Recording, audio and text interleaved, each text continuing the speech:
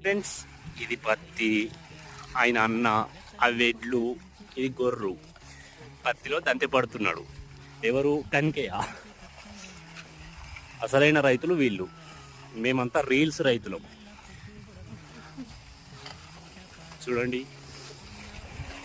ఇలా చేస్తే గడ్డిపోతుంది. సో ఇప్పుడు చూడండి, ఇక్కడ చూడండి, మీకు మంచిగా కనిపిస్తుంది గడ్డి ఎలా ఉందో.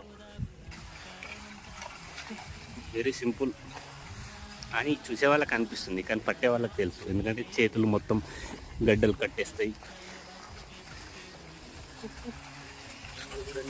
హ్యాండ్స్ ఇలా ప్రెస్ చేస్తే అది ఇంత లోపలికి పోతుంది.